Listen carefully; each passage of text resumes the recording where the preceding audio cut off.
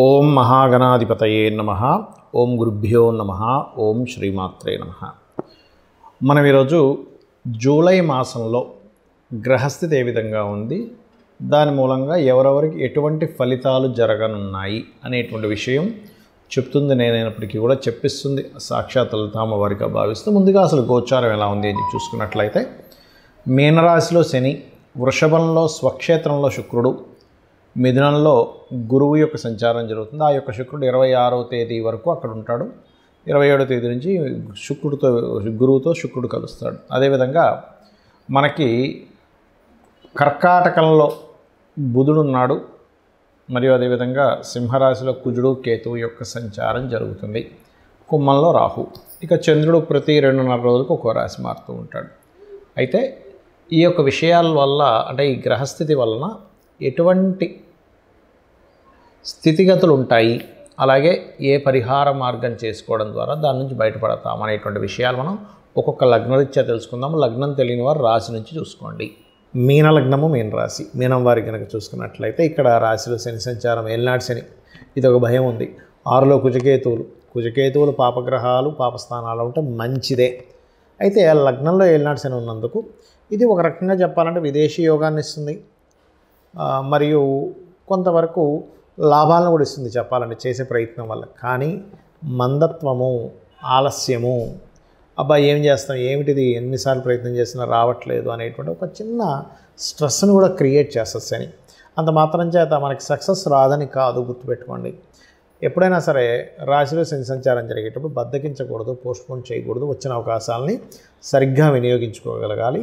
ఇక్కడ ఎప్పుడైతే లగ్న దశమాధిపతి అయినటువంటి గురువు 4వ స్థానంలో ఉన్నాడు, ఇది కాస్త ఏదైనా ప్రాపర్టీస్ కొనుగోలు చేయడానికి, ఏదైనా ఇవి ప్రారంభించడానికి చాలా అనుకూలమైనటువంటి స్థితిగతులు ఇవి, ముఖ్యంగా గుర్తుపెట్టుకోండి. 2వ అధిపతి కుజుడు 6వ స్థానంలో, అప్పుల స్థానంలో ఉన్నందుకు తొందరపాటు పడి ఎవరి దగ్గర అప్పు తీసుకోవడం వల్ల ఇబ్బంది పడడం, లేకపోతే ఎవరికైనా అప్పు ఇవ్వడం వల్ల ఇబ్బంది పడడం అనేటువంటిది జరుగుతుంది. కాబట్టి ఈ యొక్క అంశాల్లో చాలా చాలా చాలా కేర్గా ఉండండి, గుర్తుపెట్టుకోండి. అలాగే మరొక విషయం ఏంటంటే, ఇక్కడ 3లో శుక్రుడు ఉన్నందుకు కొన్నిసార్లు కొన్ని కొత్త వ్యక్తులు పరిచయం అవ్వడం, అందులో ముఖ్యంగా స్త్రీలకి పురుషులు, పురుషులకి స్త్రీలు పరిచయాలు అవ్వడం కూడా ఏర్పడుతుంది.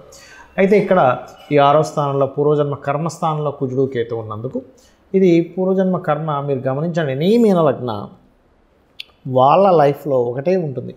అదేదో బొమ్మరిల్లు సినిమాలో ఫాదర్ క్యారెక్టర్ ఉంటుంది చూడండి, ఆ హీరో అంటాడు మనకి సినిమా ఎండింగ్లో, నాన్న అంతా మీరే చేశారు నాన్న అంటే ఏమిటి, over caring. Father over caring, నన్ను ఏమీ చేయనివ్వలేదు, నన్ను ఏది సొంతంగా ఆలోచించలేదు అనేటువంటిది ఉంటుంది చూసారా. అలా ఈ మీనలగ్నం వారికి ఏంటంటే, మీ వల్లే నేను చాలా స్ట్రెస్ అయిపోయాను తండ్రి మీద, లేదా మీ వల్లే నేను బాగుపడ్డాను, మీ వల్లే నేను ఎక్కువ టెన్షన్ పడ్డాను, మీతో నా లైఫ్ అంతా ఉండిపోయింది అనే ఫాదర్ మీద ఎఫెక్షన్ ఎక్కువగా ఉంటుందండి మీనలగ్నం వారికి. అది పూర్వజన్మ కర్మస్థానం, అది సింహం మీనలగ్నం వారికి. కాబట్టి అక్కడ కుజకేతువులు ఉన్నందుకు ఇంకొంత కర్మని ఎక్స్ట్రాగా ఇక్కడ డెలివర్ అవుతూ ఉంటుంది. కాబట్టి ఏంటంటే ఇంకొంచెం స్ట్రెస్ ఉంటూ ఉంటుంది ఫాదర్ వల్ల, ఫాదర్ మూలంగా. అది మీరు ఎక్కువ స్ట్రెస్ తీసుకోకుండా కుజుడికి కేతువుకి అంటే కందులు ఉలవలు దానంగా ఇవ్వండి. అప్పులు ఎక్కువగా చేయకండి, అనవసరమైన గొడవల జోలికి వెళ్ళకండి. వివాహ ప్రయత్నాలు చేసేటువంటి వారికి కొంత ఇష్టపడిన వారిని వివాహం చేసుకోవాలనే ప్రయత్నం బంధువర్గంలో వారితో కొంత చూపిస్తుంది అక్కడ చూసుకున్నట్లయితే. ఎందుకంటే ఈ సప్తమాధిపతి పంచమంలో ఉన్నాడు. అలా కాకుండా మరలా ఇంకోటి ఏంటంటే సప్తమాని కోణంలో శుక్రుడు ఉన్నాడు. సో ఇవన్నీ ఏం చేస్తాయంటే ఇష్టపడిన వారిని వివాహం చేసుకోవాలనే ప్రయత్నాన్ని సఫలీకృతం చేస్తాయి. ఇక మీరు ఉద్యోగ అవకాశాల కోసం కొత్త కోర్సెస్ చేయడము, అదేవిధంగా వివాహం కోసం చేసే ప్రయత్నాల్లో బంధువర్గంలో వారిని, లేదా తల్లి గారు తెచ్చిన సంబంధం సెట్ అవ్వడం, ఇట్లాంటివి ఎక్కువగా గోచరిస్తున్నాయి. ఇక మీరు నిత్యము చేయవలసిన దేవతారాధన రాజరాజేశ్వరి అమ్మవారి యొక్క ఆరాధన. గోలి, క్యారెట్స్, గ్రాసము తినిపించండి. విదేశీ ప్రయత్నాలు సఫలీకృతం అవుతాయి మీనం వారికి, ఎందుకంటే 12వ స్థానంలో రాహు ఉన్నందుకు. మరియు దుర్గాదేవి ఆలయానికి వెళ్ళి అక్కడ ఏదైనా సేవ చేయండి, అన్ని విధాల మీకు బాగుంటుంది. నన్ను చాలామంది అడుగుతున్నటువంటి కొన్ని ప్రశ్నలకి ఇప్పుడు ఈ వీడియోలో నేను మీకు చెప్తాను. చాలామంది ఏంటంటే నన్ను అడుగుతున్నటువంటిది, అసలు ఒక జన్మజాతకం తీసుకున్నప్పుడు అందులో అస్సలు మహాదశ కానివ్వండి, యోగాలు కానివ్వండి సరిగ్గా లేక చాలా దారుణమైనటువంటి స్థితిలో ఉన్నప్పుడు కూడా మనం బయటపడవచ్చా అన్నది చాలామంది అడిగారు. నేను ఒకటే గుర్తుపెట్టుకోండి, మొట్టమొదటిగా మనం అర్థం చేసుకోవాల్సింది ఏంటంటే గ్రహాలు మిమ్మల్ని దారుణమైన స్థితిలోకి తీసుకెళ్ళట్లే. మీ యొక్క పూర్వజన్మ కర్మే మిమ్మల్ని ఈ దారుణమైన స్థితిలోకి తీసుకొచ్చింది. అది బ్యాడ్ కర్మ అయితేనేమో ఒక రకంగా ఫైనాన్షియల్గా, హెల్త్ పరంగా, అపకీర్తి పరంగా అన్ని విధాలా ఇబ్బంది పడతాం. గుడ్ కర్మ ఉంటే అదే పరంగా మనిషి ఒక స్టేజ్కి వెళ్తాడు. అయితే మనం ఇక్కడ అర్థం చేసుకోవాల్సింది ఏంటంటే కర్మ మనల్ని ఆ స్టేజ్కి తీసుకెళ్తుంది. కానీ ఆ కర్మ ప్రదాత అయినటువంటి ఆ యొక్క అమ్మవారు కానివ్వండి, స్వామివారు కానివ్వండి, పరమేశ్వరుడు అనుకోండి, మీరు పూజించేటువంటి ఏ దేవతా స్వరూపమైనా కానీ, అది విష్ణువు, శివుడు, రుద్రుడు ఎవరైనా కానీ, వాళ్ళ చేతిలో వాళ్ళ యొక్క కనుసైకల్లో ఈ విశ్వం మొత్తం తిరుగుతూ ఉంటుంది, గుర్తుపెట్టుకోండి. అయితే మీరు ఎటువంటి గ్రహస్థితిలో జన్మించినా ఒకటి నిత్యము గనక దేవతారాధన చేయడము, జస్ట్ మీకు ఏ మహాదశ ఏ అంతర్దశ నడుస్తుందో దానికి సంబంధించిన దానం కనుక ఇవ్వగలిగితే ఇంకేం పెట్టుకోకండి. నేను భగవంతుడిని పట్టుకున్నాను, నాకు ఖచ్చితంగా మంచి జరుగుతుంది అనేటువంటి భావనలో ఉంటే 100% సెట్ అవుతుంది.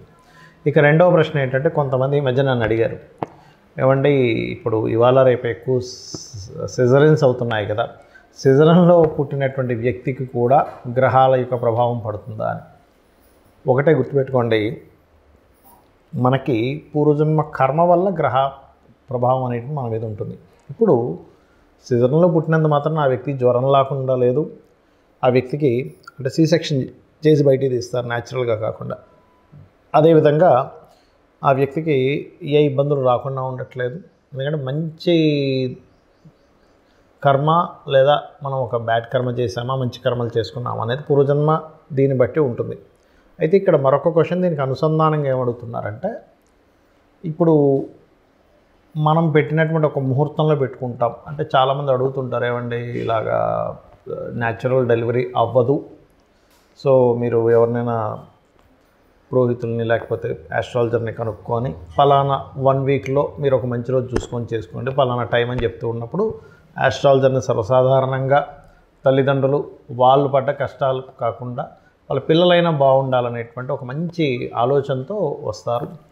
తద్వారా పలానా రోజు చేసుకోండి బాగుందని చెప్పడం జరుగుతుంది. అయితే ఇక్కడ ఏంటంటే క్వశ్చన్ ఏంటంటే, చాలామంది మరి అలాగ మనం ముహూర్తం పెట్టినప్పుడు ఆ వ్యక్తికి అన్ని కర్మలు పోతాయా ఒక మంచి ముహూర్తంలో పుట్టినప్పుడు అంటే, ఒకటే చెప్తానండి మీకు, మనం పెట్టడం కాదు అసలు అక్కడ ముహూర్తం. ఆ జీవుడు అక్కడ పుట్టాలని రాసి పెట్టుంటే ఈ యొక్క ఆస్ట్రాలజర్కి కావచ్చు లేదా పంతులు గారికి ఎవరికైనా మన టెంపుల్స్లో ఉండే పురోహితులు ఎవరైనా పలానా రోజు చేసుకోండి అని చెప్పినప్పుడు వాళ్ళ ఆ జాతకుడు మంచి పుణ్యకర్మలు చేసుకుని ఉంటే ఖచ్చితంగా ఆ టైంకి పుట్టేస్తాడు వీళ్ళు పెట్టిన ముహూర్తానికి.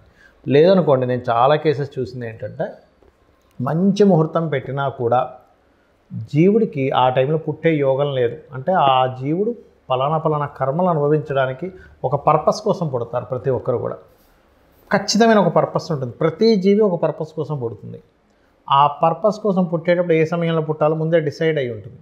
మనము పలానా ఉదాహరణకి ఇప్పుడు ఇది జూన్ మాసం నడుస్తుంది అనుకుందాం, జూలై 10వ తేదీయో పెట్టాం, కానీ వాళ్ళు జూలై 9వ తేదీ తల్లికి కాస్త పెయిన్స్ స్టార్ట్ అయిపోయి ఇమీడియట్లీ హాస్పిటల్లో తీసుకెళ్ళి జాయిన్ చేసేసి డెలివరీ చేసేస్తారు, ఆపరేషన్ చేసేస్తారు. ఎందుకంటే పెయిన్స్తో ఉన్నప్పుడు 10వ తేదీ దాకా ఆఖరిగా 9వ తేదీ వస్తే ఆ రకంగా జరుగుతుంది, గుర్తుపెట్టుకోండి. కానీ సర్జరీ చేసినప్పుడు పుట్టిన అంటే C-సెక్షన్లో పుట్టిన న్యాచురల్గా డెలివరీ అయినా ముందే ఫిక్స్డ్. కాకపోతే ఏంటంటే కొంచెం వీళ్ళు చేసుకున్న పుణ్యం ఉంటుంది, తల్లిదండ్రులు చేసుకున్న పుణ్యకర్మలు ఏవైనా ఉంటాయి, అవి కొంతవరకు వీళ్ళని సరైన సమయంలో పుట్టేలాగా కూడా తోడ్పడుతుంది. అయితే ఇక్కడ చాలామంది ఏంటంటే భయపడుతున్న అంశాలు ఏలినాడు శని, కాలసర్ప యోగం, ఇది చాలా పెద్ద ఎఫెక్ట్ ఇస్తుంది అనేటువంటిది ఒక మిత్తులో ఉంటున్నారు.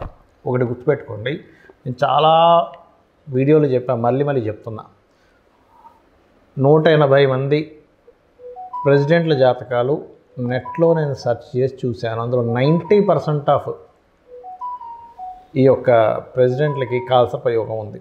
అంటే ఒక్కసారి మనం ఆలోచించినట్లయితే, మరి వాళ్ళు ప్రెసిడెంట్లు అయ్యారే కాలసర్ప యోగం ఉన్నప్పుడు మనం ఎందుకు మన జీవితం ఏదో పాడైపోతుందని ఆలోచిస్తున్నాము అనే ఒక్క చిన్న లాజిక్ పాయింట్ మీరు అర్థం చేసుకుంటే సెట్ అవుతుంది. అంటే ఎందుకు అంటే, వాళ్ళ పర్సనల్ చార్ట్స్లో ఓ దేశానికి నాయకుడు అయ్యే యోగం ఉంది. కొంతమందికి కాలసర్ప యోగం ఉన్నప్పుడు మంచి డాక్టర్స్ అయ్యారు, మంచి లాయర్లు అయ్యారు, ఐఏఎస్లు ఐపీఎస్లు కూడా ఉన్నారండి. ఇంకా చెప్పాలంటే అంటే ఏమిటి అంటే, వాళ్ళ కాలసర్ప యోగం కేవలం మనకు శాస్త్రంలో చెప్పింది ఏమిటి అంటే, మీకు చాలా స్పష్టంగా నేను చెప్పబోయేది ఒకటే, కేవలం ఇది దేశకాల పరిస్థితులకు మాత్రమే కాలసర్పయోగాన్ని చూడాలి. జన్మజాతకానికి అసలు అప్లై చేయకూడదు, గుర్తుపెట్టుకోండి. ఏమండి లేదండి నాకు దానివల్ల అవుతుంది, అదంతా మీ మిత్ అని చెప్తాను నేను. ఖచ్చితంగా మీ యొక్క నెగటివ్ థింకింగ్ వల్ల అలా అనిపిస్తుంది, దీనివల్లే అవుతుందేమో అని. కానీ వేరే వేరే కారణాలు ఉంటాయి. సంపాదించలేకపోతున్నాము, సెకండ్ లార్డ్ ఎక్కడో ఇబ్బంది పడి ఉంటాడు, ఉద్యోగం రావట్లేదండి కాలసర్పయోగం వల్ల. మీ 10th లార్డ్ చూడండి ఫస్ట్, మీ 10వ అధిపతి ఏమిటి, ఎలా ఉంటుందంటే అన్నిటికీ కూడా తలనొప్పి వచ్చిన కాళ్ళకి ఆయిల్ రాసుకున్నట్టుగా ఉంటుంది పరిస్థితి. కాబట్టి అలా కాదు. 10వ అధిపతి ఏమిటి, వివాహం అవ్వట్లేదు కాలసర్ప యోగం అనుకుంటారు, కాదు. మీ 7వ అధిపతి ఎలా ఉన్నాడు, వివాహ జీవితంలో గొడవలు అయిపోతున్నాయి, విడాకులు అయిపోతున్నాయి. 12వ అధిపతి ఎలా ఉన్నాడో చూడండి. ఆరోగ్యం బాగాలేదు, 4, 5, 6 అధిపతులు ఎలా ఉన్నారో చూడాలి.